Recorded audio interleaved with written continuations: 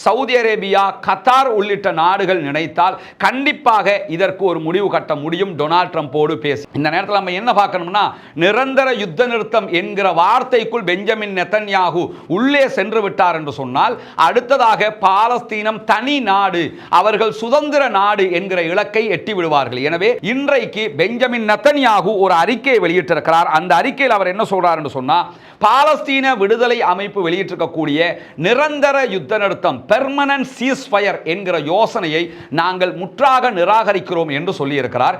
இந்த யோசனையை பொறுத்தவரையில் இது பாலஸ்டைன் சாதாரணமாக சொன்ன ஒரு காரணம் கிடையாது.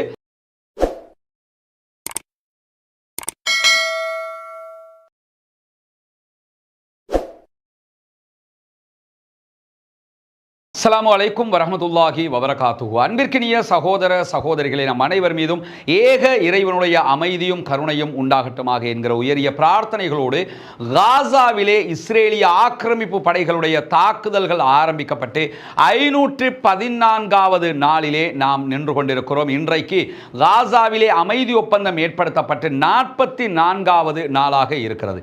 முதல் கட்ட அமைதி ஒப்பந்தம் 40 நாட்களில் முடிவுற்றிருக்கிறது.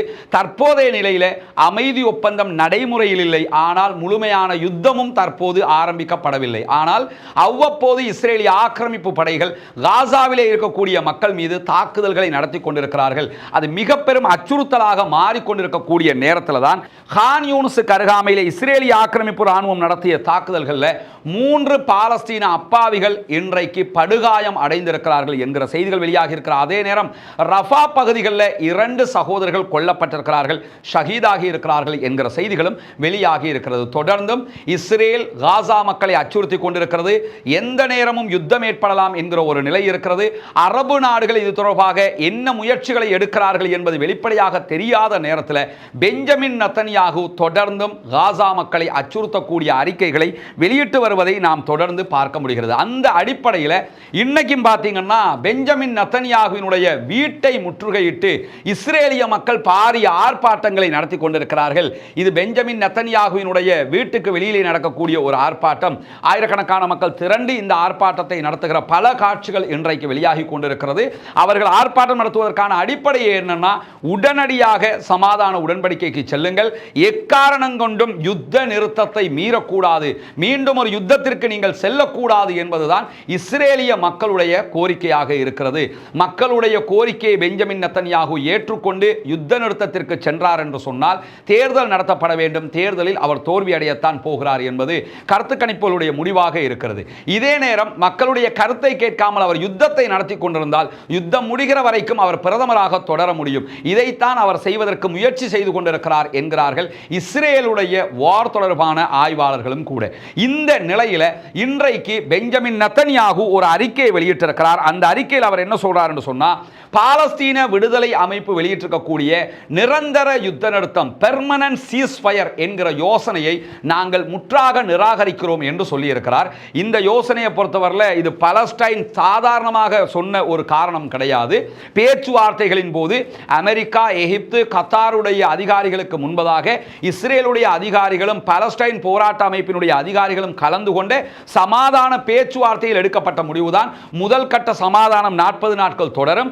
இரண்டாம் கட்டமாக நிரந்தர போர் நிறுத்தத்திற்கான வழி ஏற்படுத்தப்படும். மூன்றாம் கட்டம் நிரந்தர போர் நிறுத்தத்தோடு காசாவை அப்டேட் பண்ண வேண்டிய, காசாவை புனர் நிர்மாணம் செய்ய வேண்டிய வேலைகள் தொடங்கும் என்பது ஒப்பந்தத்தினுடைய விதிமுறைகளாக இருக்கிற போது, பாலஸ்தீன விடுதலை அமைப்பு கோருகிற நிரந்தர யுத்த நிறுத்தம், பெர்மனன்ட் சீஸ்ஃபயரை ஏற்றுக்கொள்ள முடியாது என்று பெஞ்சமின் நெதன்யாகு இன்றைக்கு அறிவித்திருப்பது மட்டுமல்லாமல், நிரந்தர யுத்த நிறுத்தத்தை கோரிக்கொண்டு நீங்கள் எங்களுடைய பணைய கைதிகளை விடுதலை செய்யாவிட்டால் கண்டிப்பாக அதற்கு நீங்கள் விலை கொடுக்க வேண்டி வரும் என்று மீண்டும் ஒரு யுத்தத்தை தொடர்வேன் என்கிற எச்சரிக்கையையும் பெஞ்சமின் நெதன்யாகு வெளியிட்டிருப்பதை நம்ம பார்க்க முடிகிறது. இந்த நேரத்தில் நம்ம என்ன பார்க்கணும்னா, நிரந்தர யுத்த நிறுத்தம் என்கிற வார்த்தைக்குள் பெஞ்சமின் நெதன்யாகு உள்ளே சென்று விட்டார் என்று சொன்னால், அடுத்ததாக பாலஸ்தீனம் தனி நாடு, அவர்கள் சுதந்திர நாடு என்கிற இலக்கை எட்டி விடுவார்கள். எனவே பாலஸ்தீனம் தனி நாடாக ஆகிவிட்டால் அது மாபெரும் இழப்பாக, அவருடைய பொலிட்டிக்கல் லைஃபையே இல்லாமல் ஆக்கக்கூடிய ஒரு காரியமாக மாறிவிடும் என்பதற்காகத்தான் பெஞ்சமின் நெதன்யாகு அமெரிக்க ஜனாதிபதி டொனால்ட் ட்ரம்பை பயன்படுத்தி பயன்படுத்திக் கொண்டு இந்த விதமான நடவடிக்கையில் ஈடுபடுகிறார் என்கிற குற்றச்சாட்டுகள் பரவலாக முன்வைக்கப்பட்டு கொண்டிருக்கக்கூடிய நேரத்தில் நெதன்யாகுவினுடைய இந்த அறிக்கையை உடனடியாக மறுத்திருக்கிறது பாலஸ்தீன விடுதலை அமைப்பு. என்ன நடந்தாலும் நிரந்தர யுத்த நிறுத்தம் என்றால் மாத்திரம்தான் பணைய கைதிகளை விடுவிப்போமே தவிர, இல்லாவிட்டால் எங்களுடைய உயிரை பணயம் வைத்தாவது எங்கள் நாட்டுக்காக நாங்கள் போராடுவோம் என்கிற அறிக்கையை இன்றைக்கு பஸ்ஸாம் நாயிம் அவர்கள் சர்வதேச ஊடகங்களிலும் அல் ஜசீராவிலும் தெரிவித்திருக்கக்கூடிய காட்சிகள் வெளியாகி இருக்கக்கூடிய நேரத்தில் தான் இஸ்ரேல் காசாவுக்குள் நுழையக்கூடிய உதவிகளை தடுக்கிற அறிக்கையை வெளியிட்டிருக்கிறது. ஐநா சபை தலையிட்டு இது உடனடியாக நிறுத்தப்பட வேண்டும், பாலஸ்தீன மக்களுக்கான உதவிகள் கொடுக்கப்பட வேண்டும் என்று சொல்லியும் கூட இஸ்ரேல் உதவிகளை மொத்தமாக நிறுத்திவிட்டது. காசாவுக்குள் எந்த விதமான உணவுகளோ மருந்துகளோ எந்த உதவிகளோ செல்வதில்லை. ஞாயிற்றுக்கிழமையிலிருந்து அது தடுக்கப்பட்டிருக்கக்கூடிய நேரத்தில் ஆச்சரியமாக ஒரு சம்பவம் நடைபெற்றிருக்கிறது. அது என்ன சம்பவம் என்று சொன்னால், இஸ்ரேலுடைய உயர் நீதிமன்றம் சுப்ரீம் கோர்ட்ல ஒரு இன்ஜங்ஷன் ஆர்டர், இடைக்கால தடை உத்தரவு கேட்டு இஸ்ரேலில் இயங்கக்கூடிய யூதர்களை தளமாக கொண்டிருக்கக்கூடிய 5 மனித உரிமைகள் அமைப்பு நீதிமன்றத்தை நாடி இருக்கிறார்கள். அது சொல்லுவாங்கல்ல, மனிதநேயம் எல்லா இடத்துலையுமே இருக்குங்க. அது மாதிரி நம்ம மொத்தமாக இஸ்ரேல் ராணுவம் பாலஸ்தீன மக்களை கொன்றளித்துக் கொண்டிருந்தாலும் இஸ்ரேலுக்குள் இருக்கக்கூடிய மனிதநேயம் மிக்க யூதர்கள் இருக்கிறார்கள். அவர்கள் மனித உரிமை அமைப்புகளை உருவாக்கி இருக்கிறார்கள். அப்படி உருவாக்கப்பட்ட பிரபலமான 5 மனித உரிமைகள் அமைப்பு தான் நேற்றைய தினம் தடை விதிக்கப்பட்ட நேரத்தில் இன்னைக்கு காலையில் அதிகாலையிலேயே என்ன பண்ணிட்டாங்கன்னு சொன்னா, சுப்ரீம் கோர்ட்டுக்கு போயிட்டாங்க. இன்ஜங்ஷன் ஆர்டர் ஒன்றை கேட்கிறாங்க.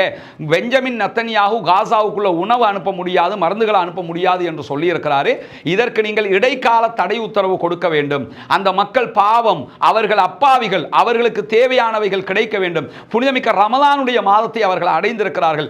நோன்பிருக்கக்கூடிய மதம் சார்ந்த அவர்களுடைய மார்க்கம் சார்ந்த இந்த மாதத்தில் அவர்களை துன்புறுத்தாதீர்கள் என்று சொல்லுவது மட்டுமல்லாமல் அவர்களுடைய அறிக்கையில் அவர்கள் சுப்ரீம் கோர்ட்டுக்கு சொல்லியிருக்கக்கூடிய செய்தியில் என்ன சொல்றாங்கன்னா, இதுவும் ஒரு வார் கிரைம், இதுவும் ஒரு யுத்த விதி மீறல், யுத்தத்தை வைத்துக் கொண்டு செய்யக்கூடிய கிரைம், குற்றம் என்று சொல்லி வலியுறுத்தி இருக்கிறார்கள். அதற்காக அவர்கள் சொல்லியிருக்கக்கூடிய காரணமே என்னன்னு சொன்னா, யுத்தத்தை பயன்படுத்தி பட்டினி சாவிலே இவர்களை அழிக்கிற திட்டத்தை பெஞ்சமின் நெதன்யாகு கொண்டு வருகிறார். எனவே அவருக்கு எதிராக தடை உத்தரவு தாருங்கள் என்று அவர்கள் கேட்டிருக்கிறார்கள். உண்மையிலேயே மனிதநேயம் வாழ்கிறது என்கிற மகிழ்ச்சியான செய்தியாக இது இருக்கிறது.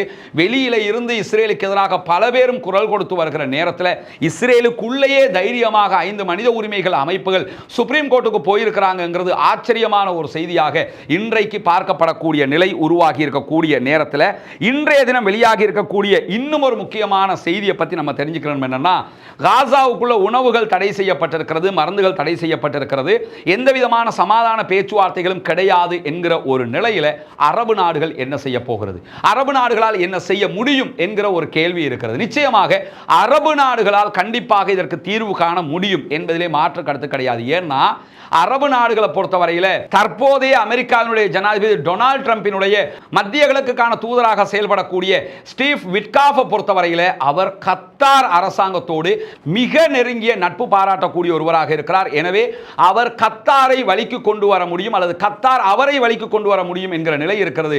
எனவே அவர் வழியாக கத்தார் அமெரிக்காவை ஈஸியாக நெருங்குவார்கள் என்கிற ஒரு எண்ணப்பாடு தற்போது உருவாகி இருக்கிறது. இதே நேரத்தில் கடந்த 2017 முதலாவது ஆட்சி காலம் டொனால்ட் ட்ரம்ப் ஜனாதிபதியாக இருக்கிற போது டொனால்ட் ட்ரம்ப் ரொம்ப நெருக்கமாக இருந்த ஒரு நாடு சவுதி அரேபியா. அந்த அடிப்படையில் இப்போதும் சவுதி அரேபியா டொனால்ட் ட்ரம்போட ரொம்ப நெருக்கமாக இருக்கிறாங்க. நம்ம ஏற்கனவே ஒரு வீடியோ கூட வெளியிட்டிருந்தோம். ரஷ்யா உக்ரைன் வார்ல ரஷ்யாவோடும் உக்ரைனோடும் பேச்சுவார்த்தை நடத்தி இந்த யுத்தத்தை முடிவுக்கு கொண்டு வரணும் என்கிற விவகாரத்தில் ரஷ்ய அதிகாரிகளோடு முதல் கட்ட பேச்சுவார்த்தை ரியாதில் தான் 2 வாரங்களுக்கு முன்பதாக நடைபெற்றது, சவுதி அரேபியாவினுடைய தலைநகரத்தில். அதே போன்று முதன்முறையாக டொனால்ட் ட்ரம்ப் வெளிநாட்டு பயணம் ஒன்றை மேற்கொள்ள இருக்கிறார். அந்த பயணமும் சவுதி அரேபியாவுக்கான பயணமாக இருக்கிறது. அந்த பயணத்தில் சவுதி அரேபியாவில் வைத்து ரஷ்ய அதிபர் விளாடிமிர் புட்டினையும் அவர் சந்திப்பார் என்று சொல்லப்படுகிறது. இந்த அளவுக்கு சவுதி அரேபியாவுக்கும் டொனால்ட் ட்ரம்புக்கும் இடையிலான ஒரு நட்புறவும் காணப்படுகிறது. அப்படியான நிலையில் சவுதி அரேபியா, கத்தார் உள்ளிட்ட நாடுகள் நினைத்தால் கண்டிப்பாக இதற்கு ஒரு முடிவு கட்ட முடியும் டொனால்ட் ட்ரம்போடு பேசி. ஏன்னா ஈரானை பொறுத்தவரை டொனால்ட் ட்ரம்போடு எல்லாம் பேச முடியாது. அவர் பேசினாலும் ஆயுதத்தால் பேசுவார், இவங்க பேசினாலும் ஆயுதத்தால் தான் பேசுவாங்க. அந்த மாதிரி ஒரு வாய்க்கா தகராறோடு இருக்கக்கூடிய 2 நாடுகளாக அவர்கள் இருக்கிற போது உறவோடு இருக்கக்கூடிய மற்ற எல்லா அரபு நாடுகளுமே இதற்கு உதவியாக நிற்க முடியும், டொனால்ட் ட்ரம்போடு பேச முடியும், பேசி இதற்கு முடிவு கட்ட முடியும் என்று சர்வதேச ஆய்வாளர்களும் இன்றைக்கு இது தொடர்பான செய்திகளை சொல்லிக் கொண்டிருக்கக்கூடிய நேரத்தில் இந்த புனிதமிக்க ரமலானுடைய மாதத்திலே நோன்பாளிகளாக இருக்கக்கூடிய ஏழை மக்களுக்கான நோன்பு பிடிப்பதற்கான நோன்பு திறப்பதற்கான ஏற்பாடுகளை செய்வதற்காக உங்களை நாடி நிற்கிறோம். அந்த மக்களுக்கான உதவிகளை செய்வதற்காக இறைவனுக்காக வாரி வழங்குங்கள் என்கிற கோரிக்கையை தான் இந்த வீடியோவினூடாக முன்வைக்க இருக்கிறோம். ஏன்னா நம்ம அத்தனை பேர் 3 வேளை உணவுகளை ரொம்ப மகிழ்ச்சியாக உண்டு நோன்புகளை பிடிக்கிற நேரம் ஒரே ஒரு வேளை நோன்பு பிடிப்பதற்கு கூட உணவில்லாமல் கஷ்டப்படுகிற சகோதரர்கள் நிறைய பேர் இருக்கிறார்கள். நோன்பு நெருங்குகிற போதே எங்களை ஏதாவது இடத்துல சேர்த்துக்கிறங்க, எங்களை மறந்துடாதீங்க, எங்களுக்கான உதவிகளை செய்ய முடியுமா என்று வெளிப்படையாக கோரிக்கை வைக்கக்கூடிய பல சகோதரர்களை நம்ம பார்க்கிறோம். பொருளாதாரத்தில் அவர்கள் அப்படியான ஒரு நிலையில் இருக்கிறதுனால தான் கேட்கிறாங்களே தவிர அவர்களுக்கு கேட்க வேண்டும் என்கிற எந்த ஒரு ஆசையும் கிடையாது. எனவே அந்த மக்களுக்கு தேடி சென்று உதவ வேண்டிய கடமை நமக்கெல்லாம் இருக்கிறது. நபிகள் நாயகம் ஸல்லல்லாஹு அலைஹி வஸல்லம் அவர்கள் அதைத்தான் நமக்கு காட்டியும் தந்திருக்கிறார்கள். அல்லாஹ்வுடைய தூதர் ஸல்லல்லாஹு அலைஹி வஸல்லம் அவர்களிடத்தில் இஸ்லாத்திலேயே மிகச்சிறந்த காரியம் எது என்று கேட்கப்படுகிற போது பசித்தவர்களுக்கு உணவளிப்பது என்றார்கள். எனவே பசித்தவர்களுக்கு உணவளிக்கிற இந்த நட்பணியிலே நாம் அத்தனை பேரும் இணைந்து கொள்ள வேண்டும் என்பதோடு அல்லாஹ்வுடைய தூதர் ஸல்லல்லாஹு அலைஹி வஸல்லம் அவர்கள் சொன்னார்கள், இத்தகுன்னார வலவ் பிஷிக்கி தம்ரா, ஒரே ஒரு பேரிச்சம்பழத்தினுடைய துண்டு இருந்தால் கூட அதை கொடுத்தும் நீங்கள் நரகத்தை விட்டும் பாதுகாப்பு தேடிக்கொள்ளுங்கள் என்றார்கள். நரகத்தை விட்டு பாதுகாப்பு தேடுகிற மாதத்தை நாம் அடைய இருக்கிறோம். அநேகமாக இந்த வீடியோவை பார்க்கிற நேரத்தில் நாம் ரமலானை அடைந்திருக்கலாம் அல்லது நாளை அடைவதற்கு வாய்ப்பு இருக்கிறது. இந்த ரமலானுடைய மாதத்திலே ஏழை எளிய மக்களுக்கு உதவி செய்து நாளை மறுமையிலே சொர்க்கத்தை அடைகிற அந்த நட்பணியில் கைகோர்ப்போமாக, இணைவோம், ஒன்றாக இணைவோம், அந்த மக்களுக்காக உழைப்போம். நாளை மறுமையிலே கண்டிப்பாக நமக்குரிய ஈடற்றத்தை பெற்றுக்கொள்வோம் என்கிற அடிப்படையில் தான் இந்த வீடியோவினூடாக உங்களை நாம் தொடர்பு கொண்டிருக்கிறோம். எனவே இந்த நட்பணிக்கு உதவ விரும்புகிற சகோதரர்கள் உங்களுடைய சதகா மற்றும் தான தர்மங்களை முன்னால் தெரிகிற நம்முடைய வங்கி கணக்கிழக்கத்திற்கு தாராளமாக வாரி வழங்குங்கள். முன்னால் தெரிகிற நம்முடைய பேங்க் அக்கவுண்ட்டுக்கு உங்களால் முடிந்த உதவிகளை நீங்கள் வழங்கியதற்கு பிறகு அதனுடைய பற்றுச்சீட்டை முன்னால் தெரிகிற என்னுடைய வாட்ஸ்அப் இலக்கத்திற்கு அனுப்பி உதவுங்கள். வல்ல ரஹ்மான் நம் அத்தனை பேரையும் நல்ல பணிகளில் ஒன்றிணைப்பானாக, நாளை மறுமையிலே வெற்றி பெறச் செய்வானாக. இந்த ஏழை எளிய மக்களுக்கான பணியிலே நாம் அத்தனை பேரும் ஒன்றிணைவோம், சதகாக்களை செய்வோம், பகிர்ந்தளிப்போம், நாளை மறுமையிலே வெற்றி பெறுவோம். காசாவுக்கான புனரமைப்பு திட்டங்களை தயார் செய்து விட்டதாக எகிப்து அறிவித்திருக்கிறது. காசாவில் இருக்கக்கூடிய மக்களை வெளியேற்ற வேண்டும் ஜோர்தானுக்கோ அல்லது எகிப்துக்கோ என்று சொல்லி டொனால்ட் ட்ரம்ப் திரும்ப திரும்ப சொல்லி வருகிற நேரத்தில் தற்போது காசாவுக்கான ஒரு திட்டத்தை தயாரித்திருக்கிறோம் என்கிறது எகிப்து. அந்த புனரமைப்பு திட்டத்திற்கு காசாவினுடைய மக்களையும் பயிற்சி கொடுக்க இருப்பதாகவும் அவர்கள் அறிவித்திருக்கக்கூடிய நேரத்தில் தான் நாளைய தினம் அரப் லீகினுடைய உச்சி மாநாடு கைரோவிலே நடைபெற இருக்கிறது.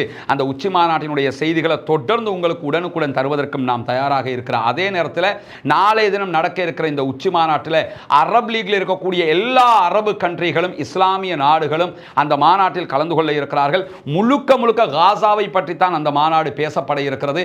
காசா மக்களுக்கு என்ன செய்ய போகிறோம், காசாவை பாதுகாப்பதற்கான திட்டம் என்ன என்பதுதான் புனிதமிக்க ரமதானிலே பேசப்பட இருக்கிற அதே நேரம் இந்த உச்சி மாநாடு முடிந்த கையோடு OIC என்கிற ஆர்கனைசேஷன் ஆஃப் இஸ்லாமிக் கண்ட்ரிஸ், இஸ்லாமிய நாடுகளுடைய கூட்டமைப்புகளுடைய வெளிவிவகார அமைச்சர்கள் அடுத்த நாளே இன்ஷா அல்லாஹ் புதன்கிழமையே சவுதி அரேபியாவுடைய தலைநகர் ரியாதிலே ஒன்று சேர்ந்து பேச்சுவார்த்தை நடத்த இருக்கிறார்கள். அந்த பேச்சுவார்த்தையில் யூரோப் வழியாக காசாவினுடைய டெவலப்புக்கு எவ்வளவு பணம் கொண்டு வர முடியும், அரபு நாடுகள் அதற்காக எவ்வளவு பணங்களை ஒவ்வொரு நாடும் ஒதுக்க போகின்றன என்கிற பல விவகாரங்களும் பேசப்பட இருக்கிறது. நாளைய தினம் நடக்க இருக்கிற இந்த உச்சி மாநாடு அரபுலக வரலாற்றில் மட்டுமல்ல காசாவினுடைய வரலாற்றில் மிக முக்கியமான உச்சி மாநாடாக இருக்கிறது. ஒருபுறம் டொனால்ட் ட்ரம்பினுடைய பிடிவாதம் உச்சம் தொட்டு கொண்டிருக்கக்கூடிய நேரத்தில் எக்காரணம் கொண்டும் பாலஸ்தீனத்தையும் காசாவையும் விட்டுத்தர மாட்டோம் என்கிற அரபு நாடுகளுடைய பிடிவாதமும் நாளைய தினம் எவ்வளவு தூரம் எடுபட போகிறது என்கிற கேள்விகள் இருக்கிறது. பொறுத்திருந்துதான் பார்க்க வேண்டும். அரபு நாடுகள் நெஞ்சை நிமிர்த்தி நிற்கப் போகிறதா அல்லது டொனால்ட் ட்ரம்பிடத்தில் பணிய போகிறதா, கௌரவத்தை விட்டுக் கொடுத்து பாலஸ்தீனத்தையும் ஜெருசலத்தையும் விட்டுக் கொடுக்க போகிறார்களா, இல்லை கௌரவ கௌரவத்தோடு பாலஸ்தீனத்தையும் ஜெருசலத்தையும் காப்பாற்றப் போகிறார்களா என்பதை நாளைய தினம் அரபு லீக் உச்சி மாநாட்டுக்கு பிறகு நாம் தொடர்ந்து பார்க்க முடியும். அந்த செய்திகள் வெளிவருகிற போது அவற்றையும் உங்களுக்கு உடனுக்குடன் தர இருக்கிறோம் என்கிற நல்ல செய்தியோடு இன்றைக்கு ஒரு முக்கியமான சம்பவம் மேலதிகமாக நடைபெற்றிருக்கிறது. அது என்ன முக்கியமான சம்பவம் என்று சொன்னால், இஸ்ரேலை சேர்ந்த ஒரு இயக்குனரும் பாலஸ்தீனத்தை சேர்ந்த வெஸ்ட் பேங்கை சேர்ந்த ஒரு இயக்குனரும் இணைந்து எடுத்த ஒரு ஆவண திரைப்படம் நோ அதர் லேண்ட் என்று சொல்லக்கூடிய ஒரு ஆவண திரைப்படம் இன்றைக்கு ஆஸ்கர் விருதை தட்டி தூக்கி இருக்கிறது. இங்க பின்னாடி இருக்கக்கூடிய இந்த காட்சியை நீங்க பார்க்கலாம். 4 ஆஸ்கர் விருதுகளை அவர்கள் வென்றிருக்கிறார்கள். இவரும் தான் அந்த திரைப்படத்தை ஆவணப்படத்தை எடுத்தவர்கள். இவர் வெஸ்ட் பேங்கை சேர்ந்தவர், இவர் இஸ்ரேலை சேர்ந்தவர்.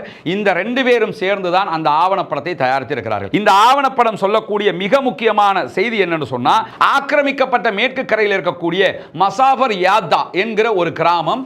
இந்த கிராமத்தை சேர்ந்தவர் தான் இவர். கிட்டத்தட்ட 12 கிராமங்கள் ஒன்றிணைந்த ஒரு கிராமங்களின் தொகுப்பு அது. அந்த கிராமத்தில் இருக்கக்கூடிய 2000க்கு மேற்பட்ட பாலஸ்தீன மக்களை அடிமையாக பயன்படுத்துகிறது இஸ்ரேல். அவர்களுடைய வீடுகளை உடைக்கிறார்கள், அந்த இடத்திலே இஸ்ரேலியர்களை குடியேற்றுகிறார்கள்.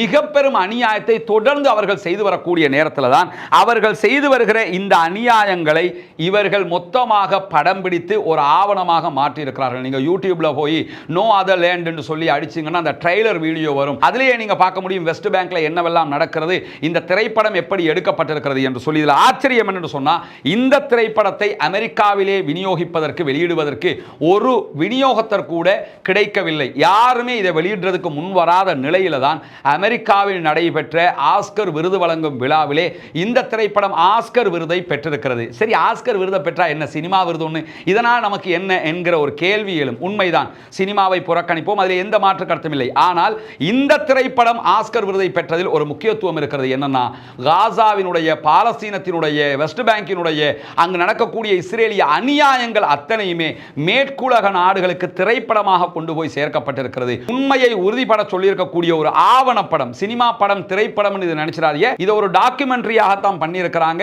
ஒரு ஆவணப்படமாகத்தான் எடுத்திருக்கிறார்கள். ஆவணப்படத்துக்கான கேட்டகரியில தான் இவர்களுக்கு 4 ஆஸ்கர் விருதுகள் கிடைத்திருக்கின்றன என்கிற செய்திகள் இன்றைக்கு வெளியாகி இருப்பதை நாம் பார்க்க முடிகிறது. இப்படியான நிலையில் இறுதியாக இன்றைக்கு வெளியாகி இருக்கக்கூடிய ஒரு முக்கியமான செய்தி என்னன்னு சொன்னா, பாலஸ்தீனம் தொடர்பாக, பாலஸ்தீனத்திலே இந்த குழந்தைகள் படுகிற கஷ்டங்கள், இந்த யுத்தத்தினால் அவர்கள் பெற்றுக்கொண்ட அவலங்கள் தொடர்பாக பிபிசி ஒரு ஆவணப்படத்தை தயார் செய்திருந்தது. ஒரு 13 வயது சிறுவன் அந்த ஆவணப்படத்திலே அங்கு நடக்கக்கூடிய செய்திகளை சொல்லுகிற விதமாக எடுக்கப்பட்ட ஒரு ஆவணப்படம் அது. தற்போது பிபிசி அதை நீக்கி இருக்கிறது. பிபிசிக்கு எதிராக இன்றைக்கு லண்டனிலே ஆர்ப்பாட்டங்கள் நடத்தப்பட்டிருக்கிறது. பிபிசிக்கு எதிராக விமர்சனங்கள் குவிந்து வருகிறது. உடனடியாக பிபிசி இதை விட்ரோ பண்ணணும், அந்த வீடியோவை திரும்ப போடணும்ங்கறாங்க. பிபிசி தன்னுடைய வரலாற்றில் அவ்வப்போது இப்படியான நல்ல காரியங்களை பண்ணுவாங்க, பண்ணிட்டு நல்ல காரியத்தை என்ன செய்வாங்கன்னா உடனே ரிமூவ் பண்ணிடுவாங்கிறது வரலாறு. அந்த அடிப்படையில் தற்போது வெளியிடப்பட்டிருக்கக்கூடிய இந்த ஆவணப்படத்தையும் பிபிசி நீக்கி இருக்கிறது. அந்த ஆவணப்படத்தினுடைய ட்ரெய்லரை நீங்க போய் பார்க்க முடியும் யூடியூப்ல. நம்முடைய வாட்ஸ்அப் மற்றும் டெலிகிராம் சேனல் அந்த ட்ரெய்லரையும், அதே போன்று நோ அதர் லேண்டினுடைய ட்ரெய்லரையும் நம்ம போட்டு விடுவோம். பார்க்க விரும்புகிற சகோதரர்கள் அதில் நீங்க பார்க்க முடியும். அந்த பிபிசி வெளியிட்டிருக்கக்கூடிய ஆவணப்படத்திலையும் என்ன அடங்கி இருக்கிறது என்றால், பாலஸ்தீனத்தில் நடக்கக்கூடிய அநியாயங்கள் அழகாக தத்ரூபமாக செயல்படுத்தப்பட்டிருக்கக்கூடிய நேரத்தில் அது உண்மையை வெளியே கொண்டு வருகிறது என்கிற காரணத்தினால் அதற்கு எதிராக பல விமர்சனங்கள் முன்வைக்கப்பட்ட நேரத்தில் தற்போது பிபிசி அதனை நீக்கி இருக்கிறது. பிபிசியினுடைய ஒரிஜினல் ஆவணம் நம்ம கையில் இன்னும் கிடைக்கல, ஐப்ளேயர்ல இருந்து ரிமூவ் பண்ணிட்டாங்க.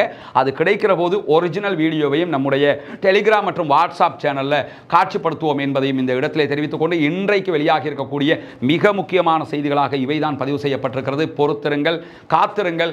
நாளை அரபு லீகினுடைய உச்சி மாநாடு நடைபெற இருக்கிறது. அதில் வெளிவரக்கூடிய மிக முக்கியமான செய்திகளை உங்களோடு உடனுக்குடன் பகிர்ந்து கொள்வதற்கு தயாராக இருக்கிறோம். பாலஸ்தீனம் வெற்றி பெற வேண்டும், பாலஸ்தீனம் சுதந்திரம் அடைய வேண்டும், பாலஸ்தீன மக்களும் நம்மை போன்று நிம்மதியானவர்களாக வாழ வேண்டும் என்கிற உயரிய பிரார்த்தனைகளோடு மறவாமல் உண்மை செய்திகளை அறிந்து கொள்வதற்காக ரஸ்மின் நியூஸ் என்கிற நம்முடைய சேனலையும், ரஸ்மின் அப்டேட்ஸ் என்கிற நம்முடைய சேனலையும் சப்ஸ்கிரைப் செய்யாத சகோதரர்கள் சப்ஸ்கிரைப் செய்து இணைந்து கொள்வதோடு, ஏற்கனவே நீங்கள் விளம்பரத்தில் பார்த்ததை போல இஸ்லாத்தை ஏற்றுக்கொண்ட சகோதரர்களுக்கான வீடமைப்பு திட்டத்தை ஆரம்பித்திருக்கிறோம். அதற்கு உதவ விரும்புகிற சகோதரர்கள் உங்களுடைய ஜகாத் நிதிகளையும் அதற்காக வாரி வழங்குங்கள். பாலஸ்தீனம் ஜெயிக்கட்டும், பாலஸ்தீனம் வெற்றி பெறட்டும், பாலஸ்தீன மக்களும் நம்மை போன்ற நிம்மதியானவர்களாக மாற வேண்டும் என்கிற உயரிய பிரார்த்தனைகளோடு முடித்துக் கொள்கிறேன். வாஹ்ர தஅவானா அல்ஹம்துலில்லாஹி ரப்பில் ஆலமீன்.